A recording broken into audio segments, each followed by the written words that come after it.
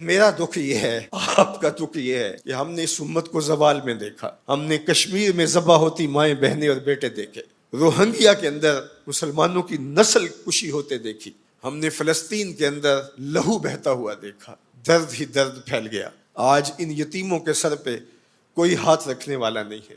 3 مارچ 1924 کو ہم یتیم ہو گئے تھے، سلطنت عثمانیہ ٹوٹ گئی تھی، ورنہ شرق سے لے کر غرب تک، شمال سے لے کر جنوب تک مسلمانوں کا تسلط، اور لوگ ڈرتے تھے اگر خلیفہ نے اعلان جہاد کر دیا تو پھر تمہیں پوری دنیا میں چھپنے کی جگہ نہیں ملے گی۔ یتیم جانتے تھے ہمارے سر پہ کوئی کھڑا ہے، بیوائیں اپنے آپ کو بے آسرا نہیں سمجھتی تھی، بوڑھے سمجھتے تھے کہ ہمارا آسرا یہ لاٹھی ہی نہیں، کچھ دنیا میں بیٹھا ہوا خلیفہ بھی ہے۔ لیکن پھر دنیا کے 3 بر اعظموں پہ پھیلی ہوئی سلطنت صرف دنیا کے 3% حصے پہ سمٹ گئی، اور آج 56-57 اسلامی ملکوں کے اندر ہم تقسیم ہیں، اور اس تقسیم کا نتیجہ ہماری ہوا اکھڑ گئی۔ خلافت کی مرکزیت ہمارے پاس موجود نہ رہی۔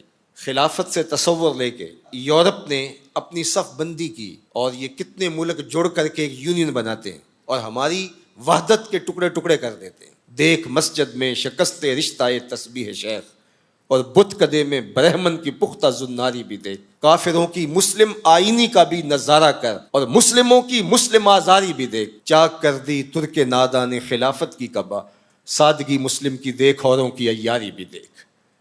آج وہ ہدف حاصل کر چکے ہیں۔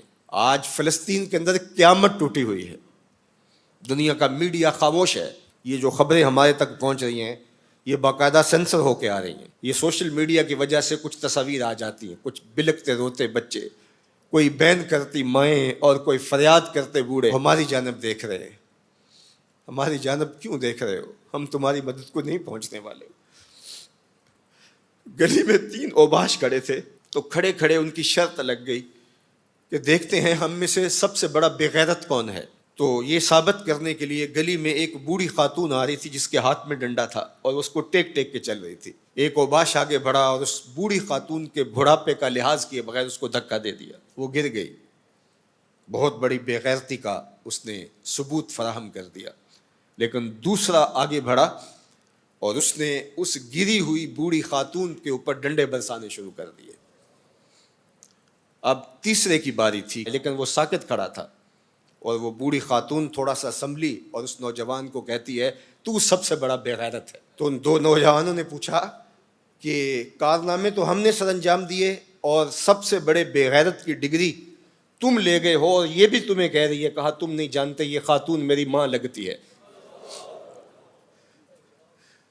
آج اسرائیل نے ان کو مارا، برطانیہ کا وزیر اعظم جنگی جہاز کے اوپر بیٹھ کے ان گرے ہوئے مفلوق الحال لوگوں پر بم برسانے کے لیے خود پہنچا، لیکن وہ کہہ رہے امت مسلمہ تم بے غیرت ہو، ہم تمہاری مائیں لگتی ہیں، ہم تمہاری بہنیں لگتی ہیں،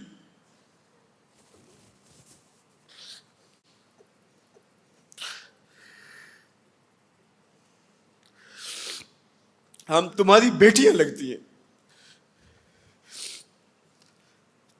ایک یہودی ایک پردہ دار خاتون کے اوپر شراب پھینکتا ہے اور باقی آوازیں کستے ہیں، لیکن وہ دیکھ رہی ہے ایڑیاں اٹھا اٹھا کے امت مسلمہ کی طرف۔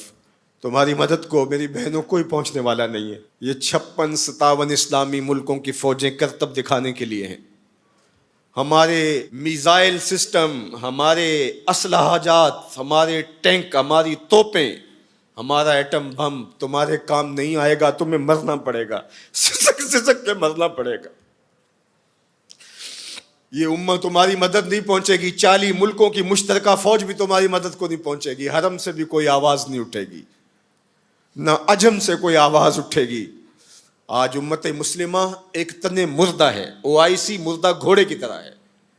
بیت المقدس کے ایک کونے کو آگ لگی تھی تو یہ OIC بنی تھی، اور آج پورے فلسطین کو آگ نے اپنی لپیٹ میں لے لیا ہے۔ وہاں یتیم ہی یتیم فریادیں کر رہے ہیں، وہاں بیواؤں کی سسکیاں ہیں۔ ہم اس حالت کو کیوں پہنچے؟ اس لیے کہ ہم نے قرآن کو چھوڑ دیا۔ نہ ہماری عدالت میں قرآن ہے، نہ ہماری معاشرت میں قرآن ہے، نہ ہماری معیشت میں قرآن ہے، نہ ہمارے مقننہ میں قرآن ہے۔ آج قرآن صرف 2 جلدوں میں بند کر کے ہمارے طاق پہ سجا ہوا ہے. یہ نظام حیات تھا. ہم آج تک اسی برطانوی قانون پر جی رہے ہیں. ہم قرآن کا ضابطہ نہیں لا سکے. 56-57 اسلامی ملک. مجھے بتاؤ آج کسی کو کوئی کہیں سے نکال دے تو دوسرا ملک نیشنلٹی دے دیتا ہے, اس کو شہریت دے دیتا ہے. آج اسلام کو ملک بدر کیا گیا. بتاؤ 56-57 اسلامی ملکوں نے کس نے اس کو شہریت دی ہے؟ کہاں جمہوریت, کہیں بادشاہت, کہاں شخصی نظم.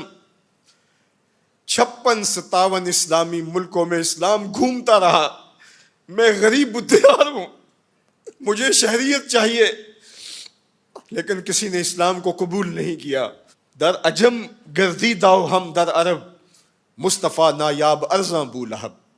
اقبال کہتے ہیں میں عجم میں بھی گھوما ہوں, میں عرب میں بھی گھوما ہوں, مجھے ابو لہب بھی ملا ہے, مجھے حضور کا نظام کہیں نہیں ملا.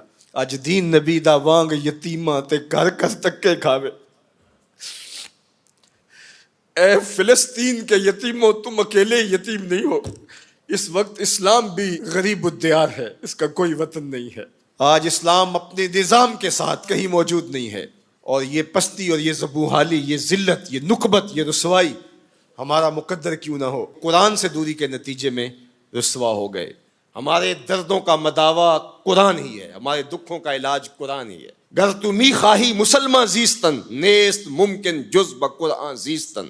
اقبال نے کہا اگر تو مسلمان بن کے جینا چاہتا ہے تو قرآن کے بغیر نہیں جی سکتا. اور پھر آگے چل کے کہا فاش می گوئم آن کے در دل مزمرست, این کتاب نیز چیزیں دیگرست. کہا جو میرے سینے میں پوشیدہ ہے میں کھل کے نہ کہہ دوں, یہ کتاب نہیں کوئی اور ہی شے ہے.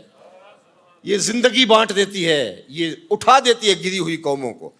اللہ اکبر. تو ہم نے اس قرآن سے جڑنا ہے,